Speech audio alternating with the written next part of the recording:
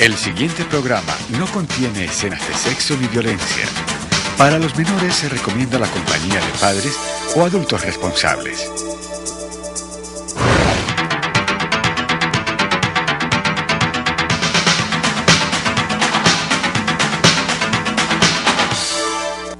¿Cuántas cosas pueden pasar en 3.600 segundos? Busca tu silla más cómoda, porque aquí comienzan los 3.600 segundos más cargados y explosivos de la televisión local. Mao TV, noticias, invitados y mucho más. Y todo esto lo encontrarás aquí, en el 2, para vos. Buenas noches. Hoy tenemos aquí a Wilson Arias, representante a la Cámara. Ya varios días, a través de su jefe de prensa, había tratado de tenerlo aquí para hablar de varios temas que él maneja muy bien. Pero lo primero que quiero conocer de Wilson Arias es ¿en qué barrio nació usted, Wilson? Buenas noches. Buenas noches, Mao. Un saludo a ti y a toda esta audiencia tan amable. Yo nací en el barrio del Jardín, pero en el barrio del Jardín Popular. Vos sabes que hay una ciudad de Jardín, allá que era un poquito ricacho, ¿te acordás? Y un barrio del Jardín que queda por la Fortaleza, ¿recuerdas? 27, calle 27 con carrera 3940. Pero me crié en la Independencia enseguida. Entonces tú recuerdas que quedan las Torres de Maracaibo, que es una intersección como de 4 barrios, San Carlos, Jardín, Maracaibo y la Independencia, y circulé siempre entre esa zona hasta que me casé, Mao. Yo estuve allá toda mi infancia y mi adolescencia, y mi padre, Mao, era el peluquero, el terror del barrio, porque el peluquero era Independencia y La Esperanza estuvo también. Peluqueaba a todos mis amigos con un corte infame. ¿Recuerdas el cortecito que le dejaba solamente aquí un churumbelcito, y era famoso por castigar las luengas cabelleras a las que apostábamos todos los jóvenes en una época en la cual todo el mundo quiere tener el pelo largo? Ahí nací yo, en esa peluquería de Jorge Arias. Dime, Wilson, ¿estudiaste tu primaria dónde? Yo estudié mi primaria en 2 partes. Estudié en la República del Paraguay, que queda en la calle 27 con carrera 40 precisamente, una parte, y después estuve en la Marco Fidel Suárez. Frente a Antalibrada. Frente a Antalibrada, terminé allá. ¿Cuando era concentración de quintos? Cuando era concentración y cuando llegábamos hasta quinto, sí. Recuerdo que allá terminé la primaria. Bueno, ¿y el bachillerato? Lo hice en una parte en el Colegio Parroquial San Joaquín, que antes se había llamado Sagrado Corazón de Jesús, pero que también era una especie de satélite del Sagraco grandote que había en el Valle del Lili. Y en un barrio muy humilde las monjitas tenían una extensión de ese colegio para los sectores populares. Yo ahí estudié y terminé en algo que se llamaba el Liceo de Ciencias, que ya no existe. Liceo de Ciencias, ese funcionó en la calle Sexta. ¿Recuerdas? Arriba de Santa Librada. Arriba de Santa Librada funcionó. En la época que yo estudiaba, eso era como la calle Quinta, pero como a ver cómo digo, como por Bellas Artes, detrás de Bellas Artes en una época. Sí, en una época, sí. Una época, y después se corrió por ahí como por Santa Librada, recuerdo. Bueno, ¿y tú eres profesional en qué? Yo soy, orgullosamente, lo más importante, soy técnico electromecánico del SENA. E intenté estudios superiores en varias cosas. Lo que más adelante fue economía. Estuve hasta 6º de economía. ¿En la del Valle?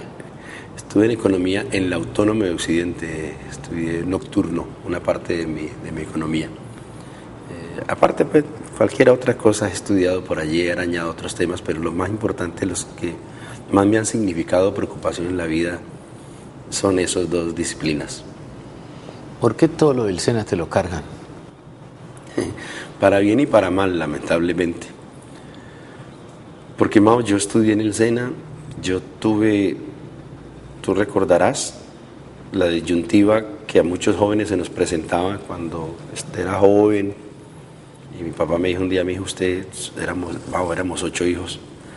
Me dijo, usted tiene que escoger si estudia porque ya no me basta con que se retire el estudio, necesita aportar algo para la casa. Entonces esa disyuntiva la resolví estudiando en el SENA, descubrí que el SENA me podía formar y pagar 3 pesitos en esa época, un contrato de aprendizaje que logré obtener muy bueno. Y con eso logré aportarle un poco a mis padres, de modo que, de verdad, Mao, yo me enamoré de eso y dije, esta entidad tan importante que me salvó mi vida académica, y después quise trabajar en ella. Entonces me vinculé como mensajero porque yo quería ser instructor, yo admiraba mucho la función docente, pero nunca pude ser instructor realmente. Yo me vinculé como mensajero y rápidamente me enrolé en la defensa del SENA porque para entonces hubo varios planes que casi que liquidaban el SENA. Y como yo había estudiado en el SENA y como le debía tanto, entonces siendo mensajero me hice presidente del sindicato y empecé una labor de acompañamiento de la defensa del SENA que hoy me tiene básicamente en las mismas claves. Fíjate, terminé muy fuertemente enrolado en esa campaña y logramos algo histórico que fue tumbar la privatización del SENA. Recuerdas que César Gaviria privatizó el SENA y nosotros salimos a recoger 1 millón de firmas y nadie daba un peso por ese 1 millón de firmas, Mao, y lo logramos. Y recuerdas, inauguramos la iniciativa legislativa popular de la Constitución del 91 y fuimos la primera ley de iniciativa popular, auténticamente popular, que legisló para echar atrás la privatización del SENA, dando lugar a una historia que me tiene aquí. Es que el SENA fue el oasis de los sectores populares. Fíjate, ¿no? Carvajal y compañía, porque este reconocimiento hay que hacérselo a Carvajal y compañía. Tuvo los centros parroquiales. Claro. Mano, el parroquial San Juan que te digo tenía apoyo de Carvajal, el que yo estudié. Claro, Carvajal hizo una labor bellísima para darle capacitación a la gente que no podía entrar a la universidad en los centros parroquiales. Y apareció el SENA, una institución que queremos todos. Yo le tengo un cariño y aprecio especial al SENA, porque ahí siempre han encontrado los sectores populares cómo encontrar un mejor vivir. Wilson, ¿qué fue lo que pasó?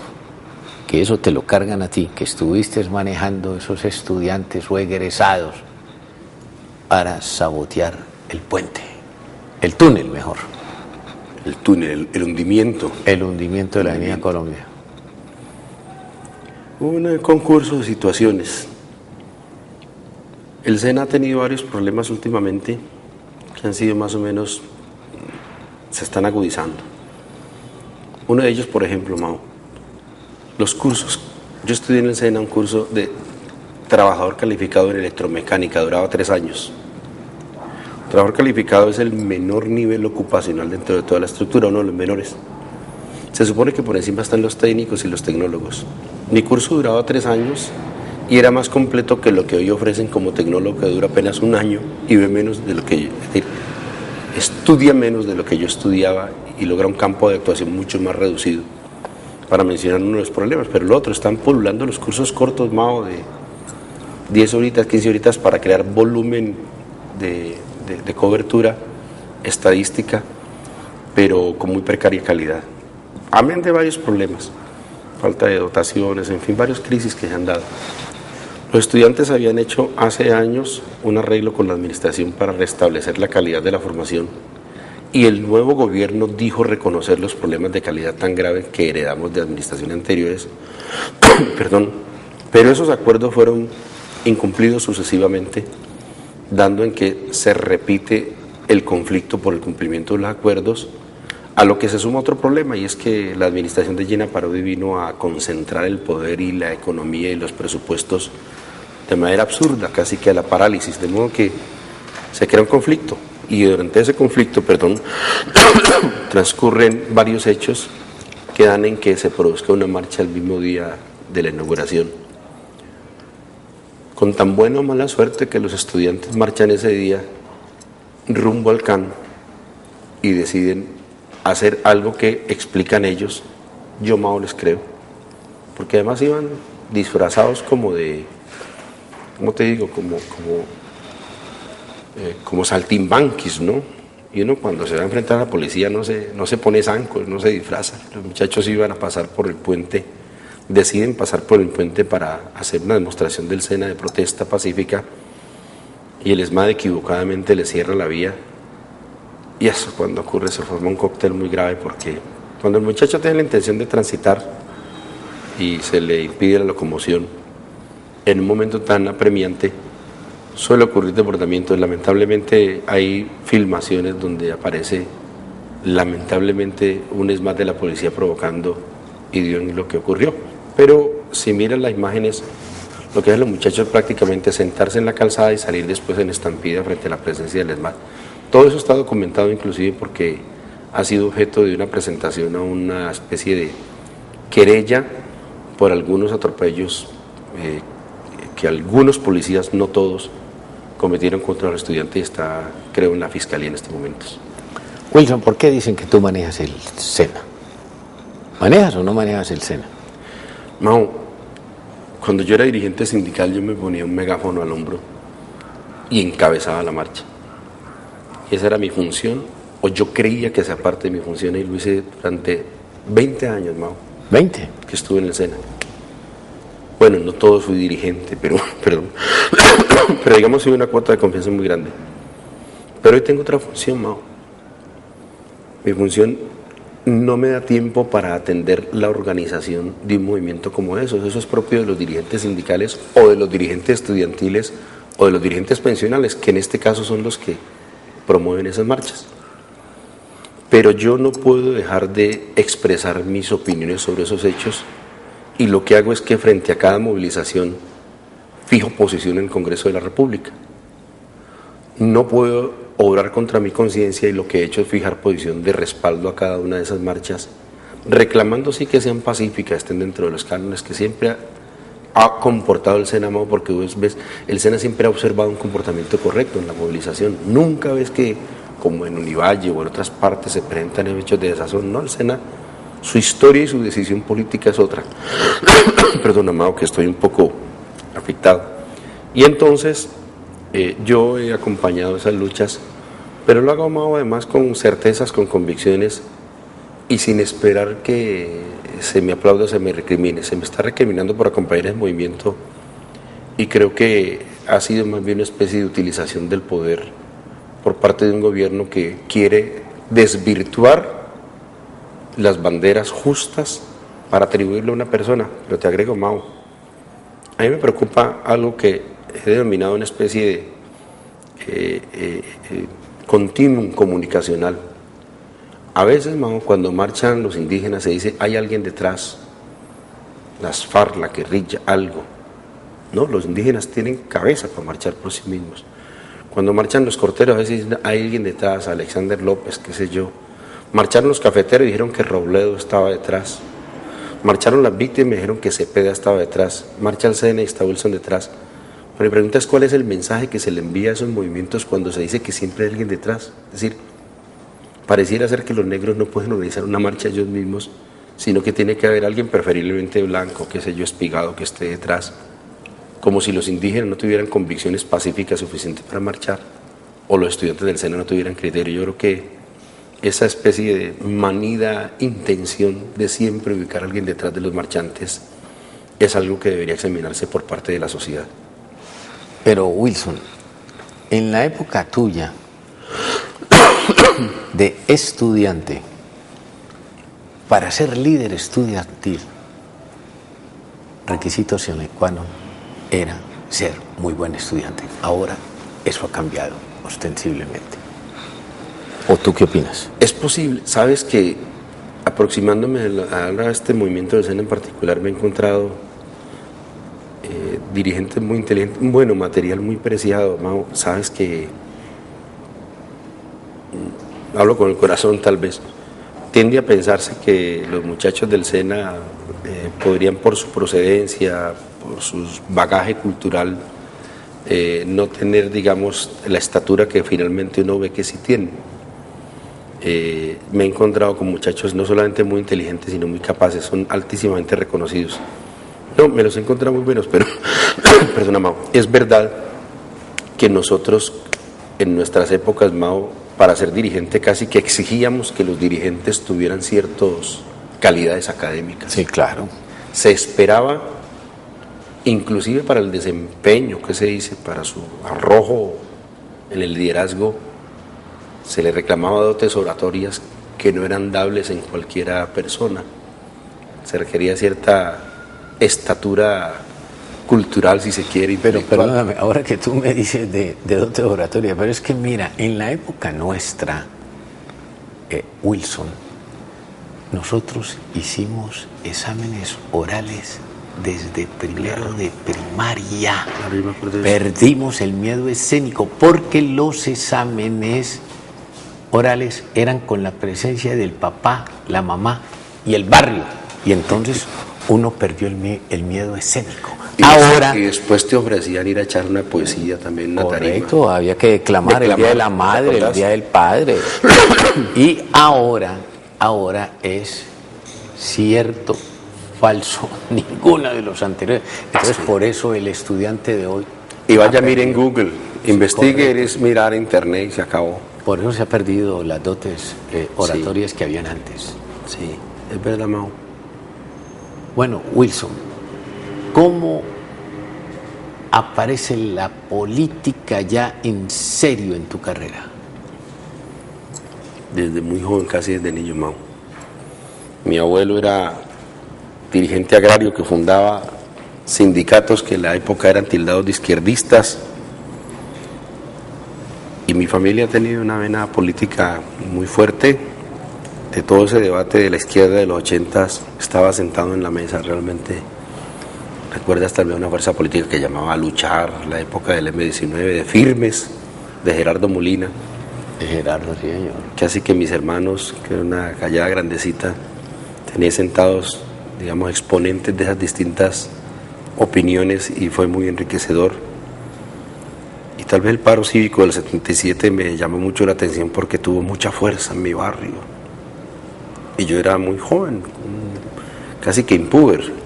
Lo vi, lo presencié, lo marché al lado de mis hermanos y creo que eso me ganó el corazón para la lucha estudiantil primero y después para la lucha sindical, y ambas con el vínculo común de la preocupación de la política, ¿no? ¿Qué pasaba en el país? El mandato claro fue el de López Miquelsen y el paro cívico gritaba que no era yo recuerdo en la marcha los estudiantes pintando las paredes diciendo que no era el mandato claro sino el mandato caro, ¿te acordás? Claro. El mandato caro le pusieron. Eso era una inteligencia, era de la cosa inteligente de los muchachos, ¿no? La chispa que todo lo subvertía, que todo lo contradecía y creo que desde ahí se ganó el corazón para estas líneas políticas. Como a ti te gustó la economía, ¿cuándo llegó a tus manos la economía política de Niquitín? Claro que sí, Mau. No me hagas recordar, claro, y entonces te tenía unos gráficos sobre las relaciones sociales de producción y las fuerzas productivas. Los modos y medios, Los modos y medios de producción y las fuerzas la productivas. plusvalía. La teoría del valor por el trabajo y la plusvalía. Sí, Correcto. Mau, te tienes a Nikitin en la cabeza. Eso era economía política de Nikitin soviética, ¿no? Línea Claro. Pecus, ¿te acuerdas? Claro. Línea Pecus de la Unión Soviética. Uno venía de estudiar a Keynes. Claro. Era todo lo contrario. Yo estudiaba Keynes en oposición a Marx, pero hoy reivindicamos a Keynes también, fíjate. Sí, claro. El legado marxista reivindica buena parte de Keynes. Hola, Mao, estás atento de la cosa económica. Claro, pues eso fue lo que le enseñaron a uno en la universidad, ¿no? Y en el La activismo Santiago de político. Cali, sí. Bueno, Wilson, ¿qué te lleva a participar activamente en los cuerpos colegiados? Que las luchas gremiales nuestras con frecuencia terminaban marchando hacia las puertas del Congreso de la República.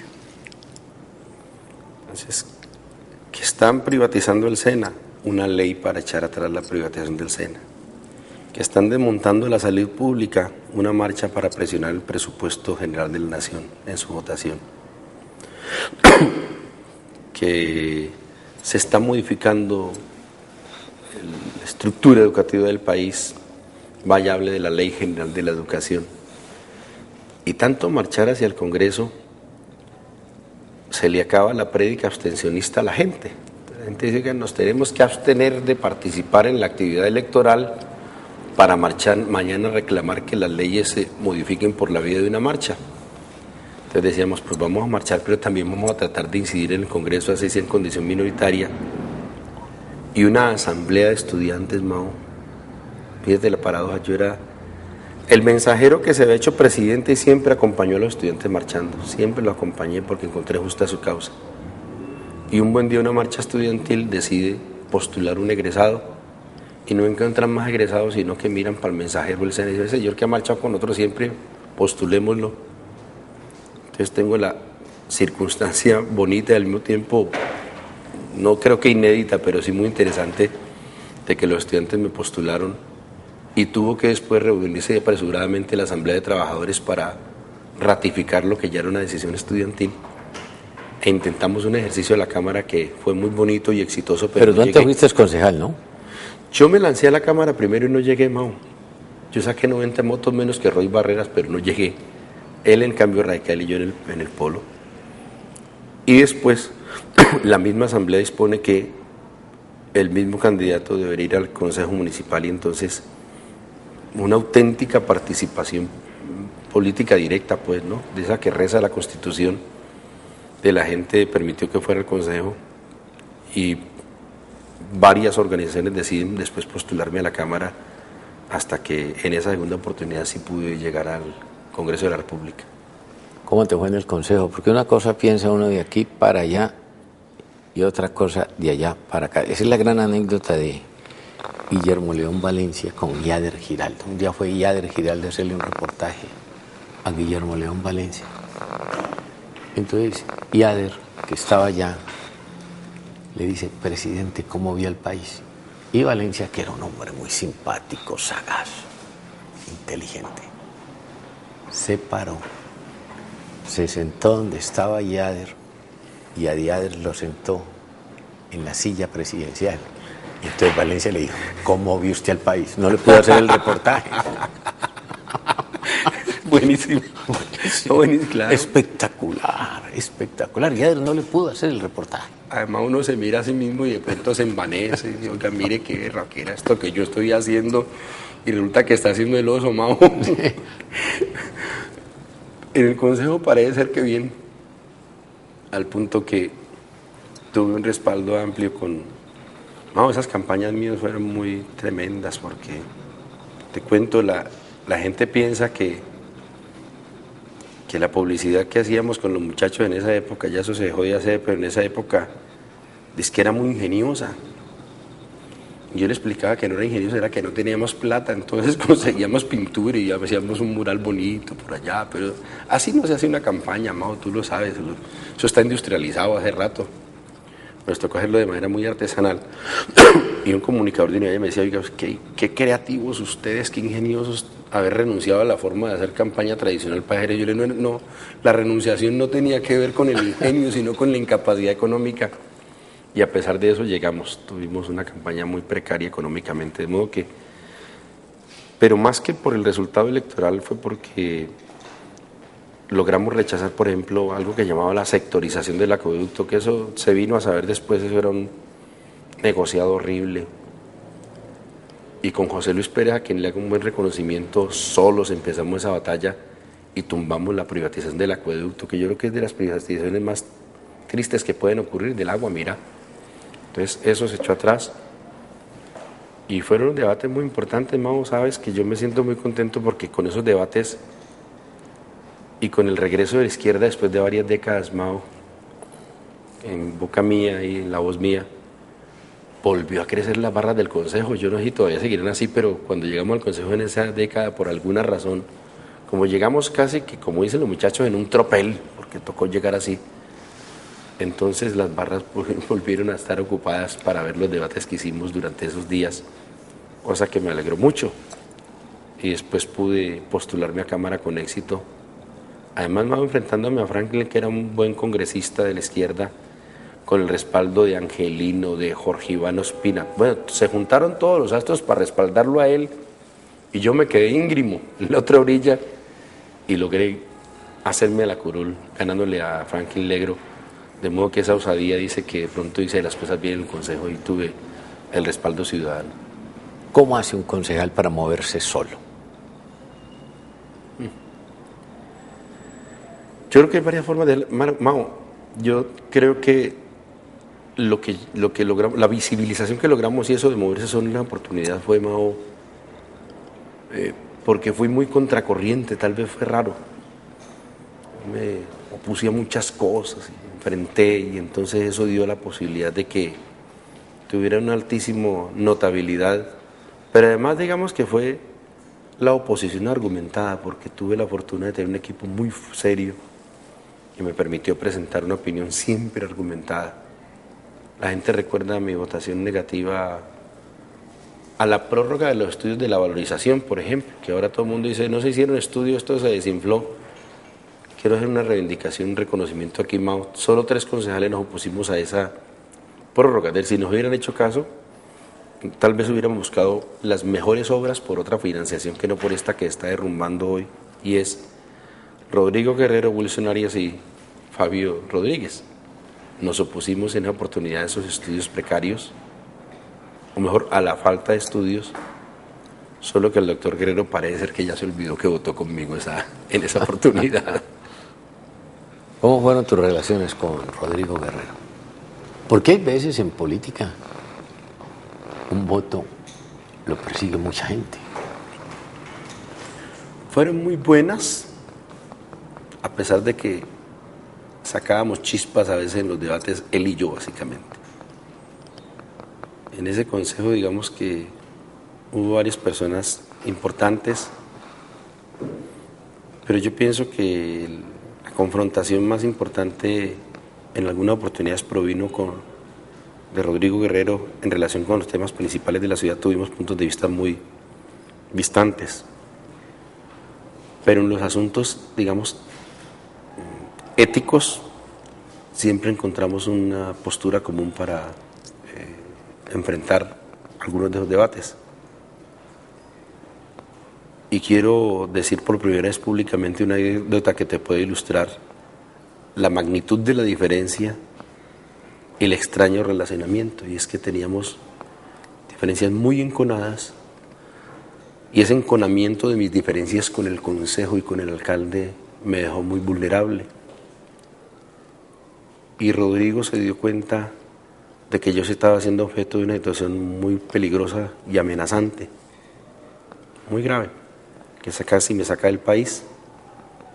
Y sin que yo lo supiera, Rodrigo, que tenía gran reconocimiento en la fuerza pública y en el establecimiento de la ciudad de Cali, Rodrigo es un burgués inteligente y querido por el establecimiento, y esto no es una crítica, no lo digo peyorativamente.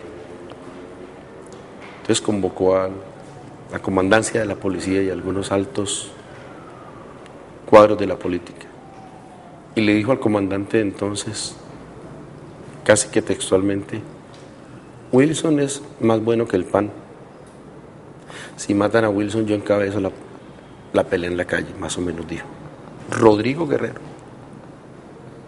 Y eso hizo que prendieran 1000 alarmas en la policía y algunos círculos del poder, y yo creo que eso me sirvió mucho para poder yo continuar haciendo política, vivo además, y en la ciudad de Cali.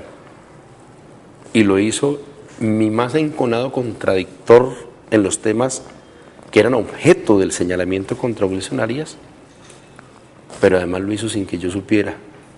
Me enteré después por obra de otras gentes. Esa fue mi relación con Rodrigo. ¿Qué debate estabas sosteniendo? ¿Sobre qué temas estabas metiéndote? Estaba metiendo con telecomunicaciones, y yo había denunciado que había un negociado que en mi opinión se presentó porque la banca de inversión a la que le dieron el estudio sobre la suerte de las telecomunicaciones tenía como mayor participación accionaria Telefónica de España, y yo consideraba que eso era algo absolutamente ilegal. Y de esa denuncia mía dependían muchas cosas. Se podía caer el contrato que vino a costar tanta plata. Yo no le atribuyo esto a BBVA. No puedo decir ni de soslayo que BBVA me estaba amenazando, no quiero decir eso y lo digo explícitamente para que quede claro.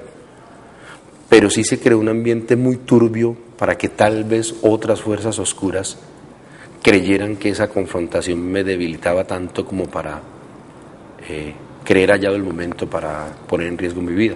Esas cosas ocurren, ¿no? Usted tiene una confrontación grave y un tercero aprovecha para crear enturbiar el ambiente y golpearte y después nadie sabe de dónde salió la mano que dispara. Vamos a la primera parada de comerciales y estaremos de nuevo con Wilson Arias, representante a la Cámara, nuestro invitado esta noche.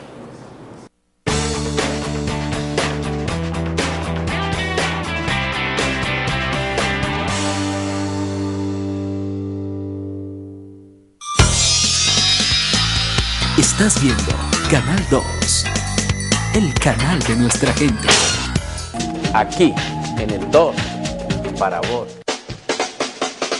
Maximice sus objetivos de mercadeo mediante la promoción de su empresa a través de nuestros canales de difusión. El programa El Corrillo de Mao por la 89.1 de la FM, El Corrillo Estéreo y la Lulada Estéreo en nuestra web www.elcorrillodemao.com y Mao TV por el canal 2 de Global TV. Comuníquese con nosotros a Acertar Publicidad. Teléfono 668-8242 o 668-6148. Acertar Publicidad, su mejor opción. Gracias a la Fundación Sarmiento Palau y el Ingenio San Carlos, la Escuela Carlos Sarmiento Lora mantiene su liderato a nivel mundial. Que aquí al niño lo tratamos con afecto, con cariño. Le damos la doble función, formar al hombre luego de...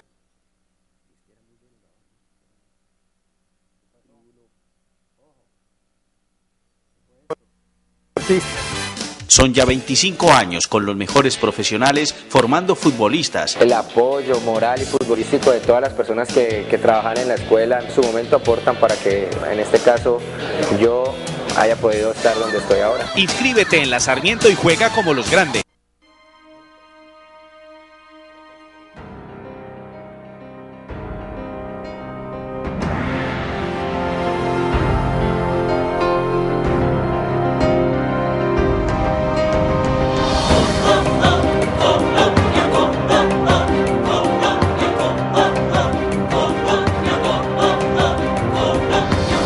Los Juegos Mundiales 2013, Cali, Colombia. Juego limpio al planeta.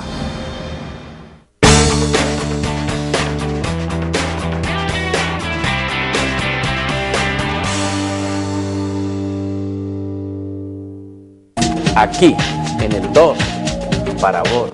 Un estigma. Bueno, mi querido Wilson, tu paso por la Cámara. Estoy satisfecho, Mao, hasta ahora, por la diversidad de temas que me correspondió vivir.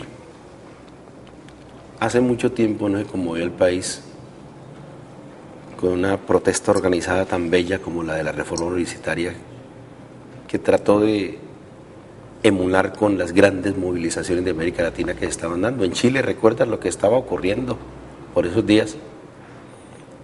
Pero no solo eso ayudó mucho, ¿no? Oh, enorme. Pueblos hermanados mirándose, creciendo en estatura y se miraban desde allá, desde el sur hasta el meridiano, viéndonos a la juventud marchando frente a las mismas consignas de la reforma universitaria. Fue algo bonito que evocó otras épocas, Mao, que no recordábamos ya. Pero no es solo eso, es un momento estelar, en la reforma a la justicia a la que me opuse.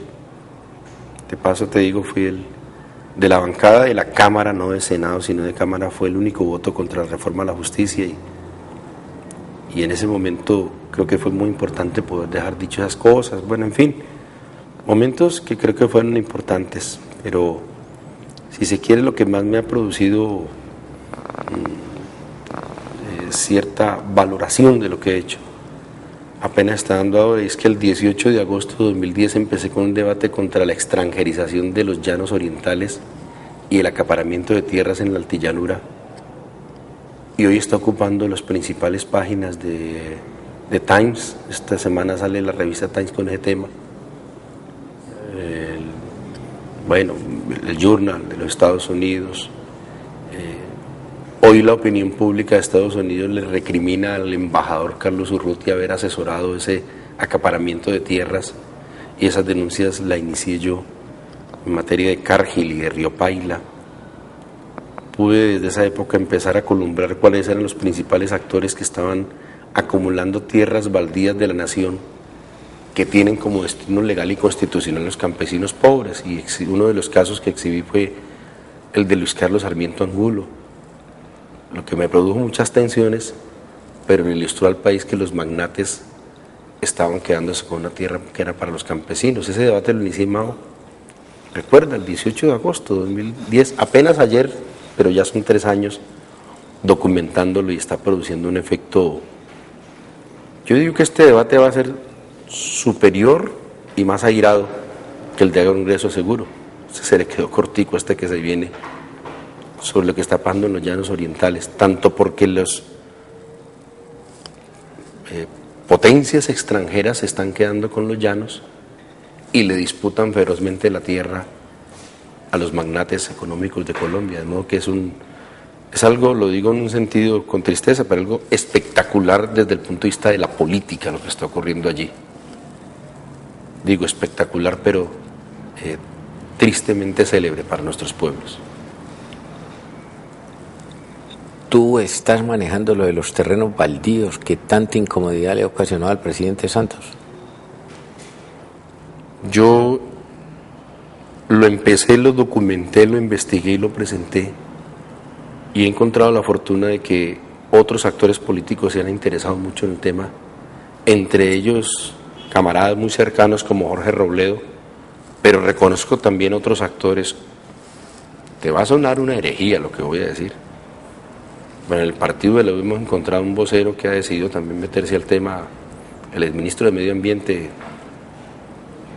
Alizoncito Élola, se me escapa el nombre, qué pena, acaba de dar ponencia, en fin, del Partido Conservador también ha hecho ponencia contra la extranjerización de la tierra, y se está volviendo un asunto ya no digamos izquierdoso, sino está creciendo, ¿no? Sino plural, cosa que me alegra mucho. Pero yo empecé a documentar este debate, y está para la historia todo el debate filmado, registrado y documentado, y hace 4 meses le entregué a la doctora Sandra Morelli en sus manos el documento base de toda esta discusión. De esto no se conocía sino por Sandra, por los reglamentos de control y por nosotros, hasta el 5 de junio, cuando hice el debate. Es que intenté, no te olvides, hacer este debate 4 veces en la Cámara y me lo aplazaron 4 veces, me lo pusieron después para el 5 de junio y a partir de las 8 de la noche, y con 2 importantísimos congresistas más como Iván Cepeda y Carlos Amaya, pero el debate estaba planteado desde hace mucho tiempo y en buena hora lo pudimos hacer. Sí, nosotros originamos, yo no, colectivamente mi UTL, que es de una calidad de investigadores enorme, pudo documentar estos hechos y estas cifras. ¿Se va a llegar a buen puerto?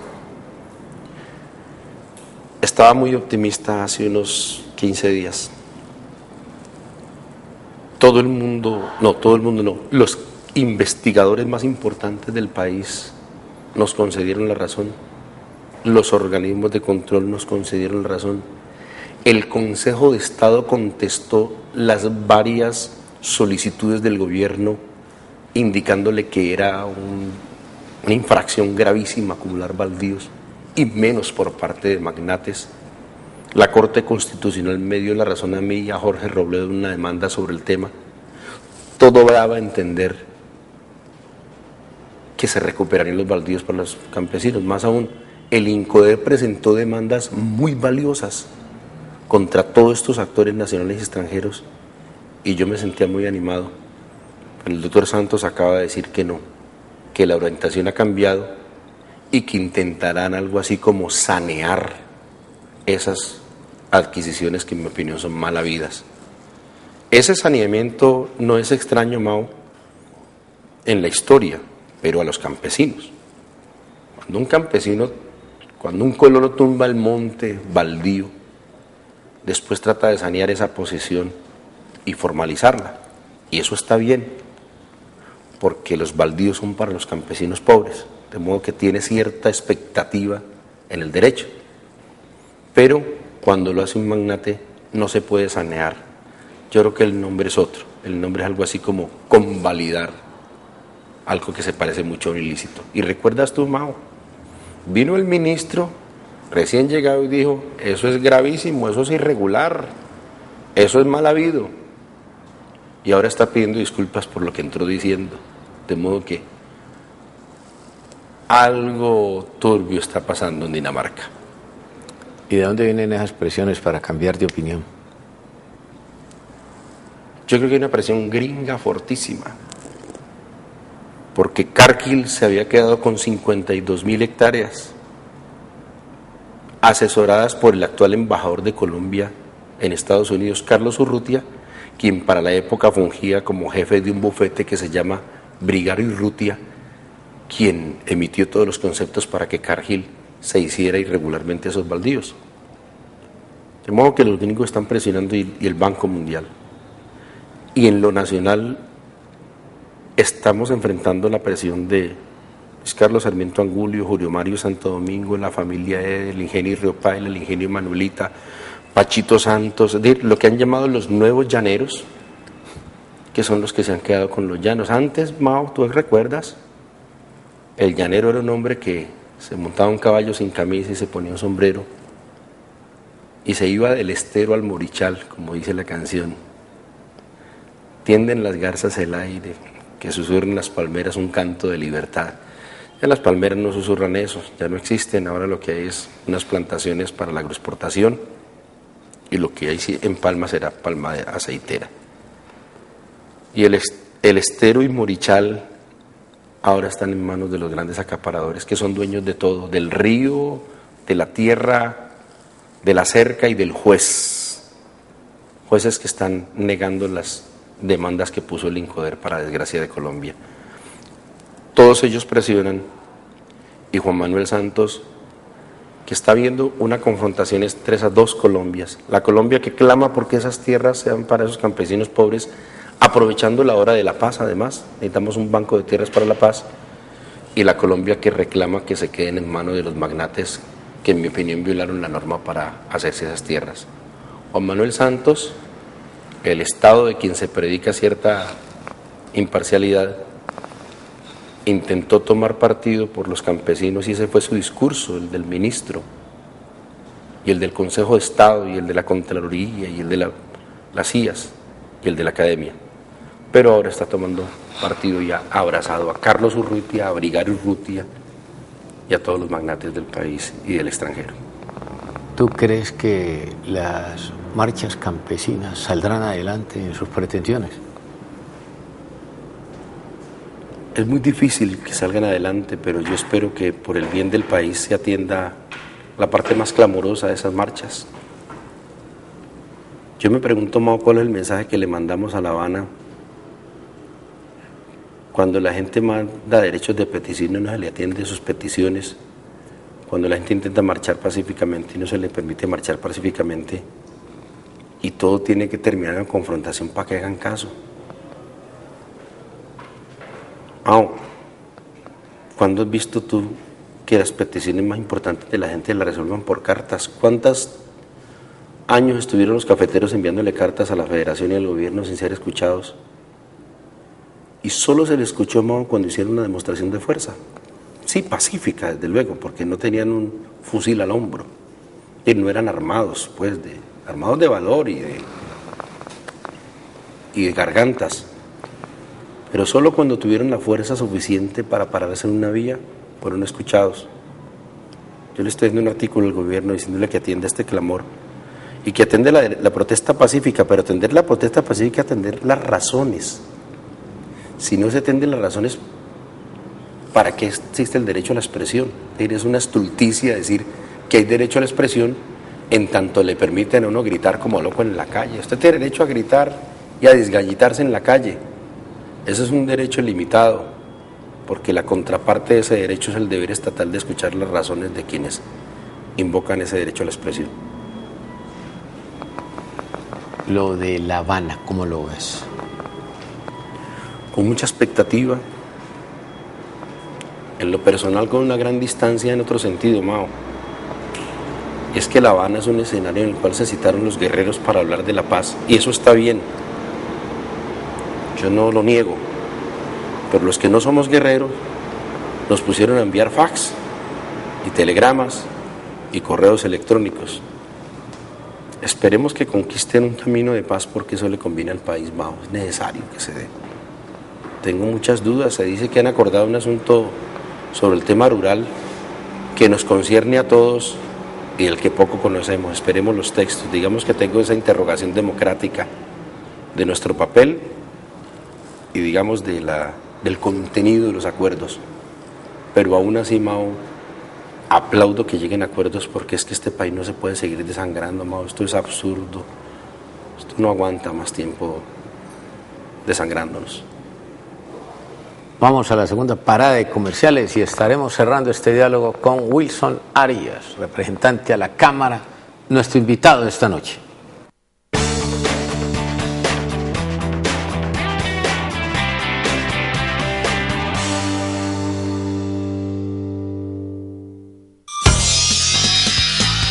Estás viendo Canal 2, el canal de nuestra gente. Aquí, en el 2, para vos. Maximice sus objetivos de mercadeo mediante la promoción de su empresa a través de nuestros canales de difusión. El programa El Corrillo de Mao por la 89.1 de la FM, El Corrillo Estéreo y la Lulada Estéreo en nuestra web www.elcorrillodemao.com y Mao TV por el canal 2 de Global TV. Comuníquese con nosotros a Acertar Publicidad. Teléfono 668-8242 o 668-6148. Acertar Publicidad, su mejor opción. Gracias a la Fundación Sarmiento Palau y el Ingenio San Carlos, la Escuela Carlos Sarmiento Lora mantiene su liderato a nivel mundial. Que aquí al niño lo tratamos con afecto, con cariño. Le damos la doble función, formar al hombre y luego al deportista. Son ya 25 años con los mejores profesionales formando futbolistas. El apoyo moral y futbolístico de todas las personas que trabajan en la escuela en su momento aportan para que, en este caso, yo haya podido estar donde estoy ahora. Inscríbete en la Sarmiento y juega como los grandes.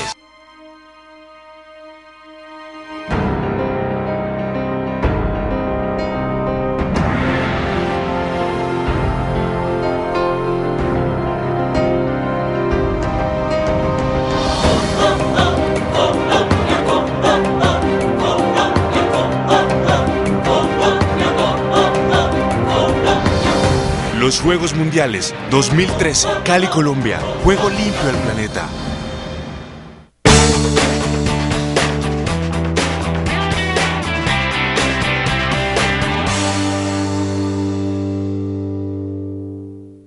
Aquí, en el 2, para vos. Wilson, se habla de la paz sin impunidad. El procurador ha estado muy fuerte en sus conceptos y ahora el fiscal lo apoya. Es que las nuevas realidades mundiales además van desarrollando ciertos imperativos que desbordan, que se vuelven nacionales inevitablemente. Un dictador no puede salirse con las suyas tan fácilmente ahora, lo hacen, pero no pueden tan fácilmente hacerlos, y en general hay unos cánones bastante más severos en materia de derechos humanos en relación con estas negociaciones. Ahora, lo que sí puede plantearse, y que es lo que discuten los que saben del tema, es que las negociaciones, sin que haya impunidad, pueden recibir tratamiento de justicia transicional que está concebida precisamente para momentos tan complejos de la vida de los pueblos. Si queremos salir al otro lado como país, vamos a tener que acudir a esa justicia transicional. ¿Cómo logramos que sin que haya impunidad se permita el pago de las penas, en cierta medida sacrificando alguito de ello en función de una salida política? Yo pienso que eso es correcto. Wilson, ¿le tienes fe a lo que se está logrando en La Habana? En cierta medida sí, Mao. Fíjate que la palabra que acabas de utilizar no sería la que yo escogería, pero como la fe es algo así como creer algo que uno no ve, yo no conozco los acuerdos, pero tengo fe de que estén transitando por los aciertos que permitan ese deseable camino. Ahora, como no puedo dejar de ser un poco más racionalista, digamos que me reservo el derecho de la crítica también, porque pienso que es útil, es democrático que tengamos cierta capacidad de crítica frente a todos los acontecimientos sin que ello arruine una especie de nuevo consenso que permita los acuerdos. Quiero es, de esta manera, en cierta medida, decirle a los escépticos y a los opositores enconados que tienen el proceso de paz, no hay que perder la crítica, todos tenemos un margen de crítica frente a ello y se lo reconozco, pero sin que se vuelva una especie de patente de corsario para sabotear algo que resulta absolutamente deseable, Mao, y es que se lleguen a acuerdos que después posibiliten la paz en Colombia. ¿Te vas a volver a presentar a la Cámara? Estoy en eso, Mao. He estado muy atento de la cosa política y creo que lo correcto es lanzarme a Cámara. Me habían invitado a otras expectativas, pero yo pienso que la izquierda es una izquierda todavía joven, naciente, creciente. Si yo me lanzo a Senado, Alexander López y yo vamos a competir por básicamente núcleos muy similares del electorado, y eso sería arriesgar demasiado, de modo que eso podría rayar en la mezquindad, de modo que tomo la decisión, pero además por otra razón, ya no por la negativa, y es por la positiva. Creo que es necesario que hayan voces desde la Cámara que puedan seguir diciendo estas cosas. Quiero mantenerme como una de ellas en el siguiente periodo. ¿Alexander seguirá en el Senado o viene por la alcaldía de Cali? Va para el Senado, pero lo están tentando mucho. Hay muchas voces que le ofrecen la alcaldía. Yo soy de los que le he propuesto que se quede en el Senado, elaborando las posibilidades de una alcaldía mucho más ciertas, porque creo que por ahora hay ciertos riesgos. Angelino ha dicho que viene. Lo que pasa es que Angelino todavía se debate in pectore entre Bogotá y Cali. Yo creo que Angelino entiende que la estatura política que ha ido logrando tal vez le permita jugar duro en una alcaldía de Bogotá, y de pronto sí, Mao, parece ser que tiene muchos afectos de esas capas medias bogotanas, que en Bogotá esas capas medias, esa opinión es mucho más voluminosa que en Cali, y tal vez le dé más juego en Bogotá, de modo que, bueno, en Cali la tiene también muy bien elaborada, pero creo que Angelino está como tentándose por Bogotá, Mao. ¿Tú crees? No sé, lo veo todavía con devaneos. Yo creí que iba a estar más, no sé cómo lo ves tú, pero yo creí que iba a estar más determinado ya en el tema de Cali. Ya era hora como que aterrizara más explícitamente su afecto por la alcaldía de Cali, pero a veces le veo disonancias que no me dejan concluir que esa es su ruta. Hoy salió un fallo del Consejo de Estado, hombre, en favor de la UP. La UP, sí. Le dan personería jurídica, cosa que me parece... No se la quitaron. Un acto de resarcimiento elemental. Es que cuando se habla de la restitución... Participar en el próximo debate electoral. En el próximo debate. Yo creo que eso era justo, Mao. Los acabaron a tiros, y si estamos hablando de restitución a las víctimas, hay que restituirle no solamente sus bienes materiales, sino también sus bienes jurídicos y sus expectativas políticas. Creo que es un acierto gubernamental darle la personería a la Unión Patriótica. Bueno, Wilson, pues ha sido muy placentero dialogar, intercambiar ideas contigo. No, igualmente, ya hemos recordado cosas muy importantes de nuestra época, desde Nikitin, el trotskismo y las relaciones y los desarrollos desiguales. Y Keynes. Hasta Keynes, el liberal que ahora lo estamos reivindicando. De la antirrecesión. Correcto. Señor, del estartazo a la economía para reactivar los factores de producción. Buena herencia para los economistas actuales. Buenas noches, mi querido Wilson. Igualmente, Mao, mucho gusto saludarte. Y a ustedes la invitación muy cordial para que mañana de nuevo estén con nosotros aquí en Mao TV. ¿Cuántas cosas pueden pasar en 3.600 segundos? Busca tu silla más cómoda, porque aquí comienzan los 3.600 segundos más cargados y explosivos de la televisión local. Mao TV, noticias, invitados y mucho más. Y todo esto lo encontrarás aquí en el 2 para vos.